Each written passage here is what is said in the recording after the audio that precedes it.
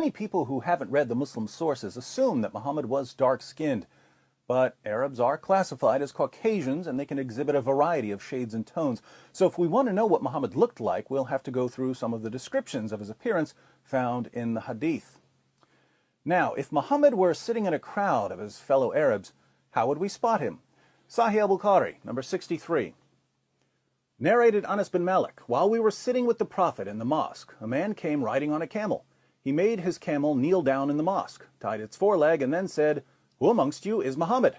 At that time, the Prophet was sitting amongst us, leaning on his arm. We replied, "This white man reclining on his arm."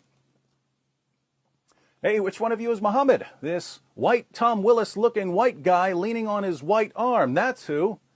But let's keep reading about a prophet who makes the Brady Bunch look like NWA. Sahih Muslim, 6081. It was narrated that Abu Juhayfa said, "I saw the Messenger of Allah with a white complexion and some white hairs."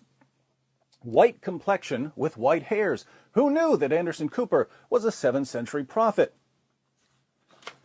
Sahih Muslim, 6071. It was narrated from Al-Jurairi from Abu at-Tufail. I said to him, "Did you see the Messenger of Allah?" He said, "Yes, he was white, with an elegant face."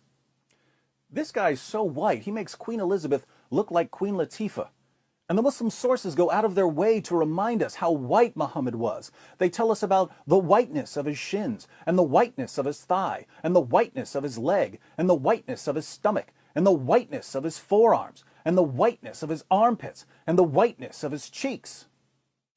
Based on these descriptions, a friend of mine who's a police sketch artist was able to put together a drawing of Muhammad. Have you seen this man? Kind of blends in with the whiteness of the paper. On a side note, to all my jihadi viewers, I can't figure out if this counts as a cartoon of Muhammad or not, but I don't really care.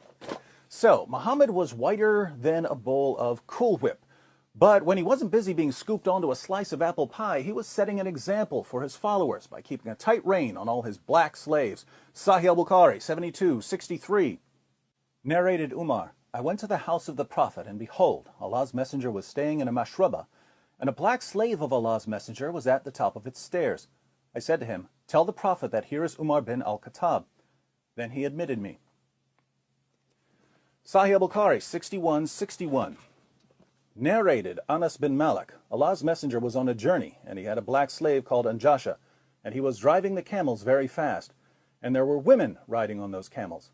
Allah's Messenger said, "Waihaka, O Anjasha, drive slowly the camels with the glass vessels," i.e. the women. Here's one about a black slave who was shot to death while unloading Muhammad's luggage. Sunan an-Nasai 3858. It was narrated that Abu Huraira said, "We were with the Messenger of Allah in the year of Khaybar, and we did not get any spoils of war except for wealth, goods, and clothes." Then a man from Banu ad-Dubayb. What is your basic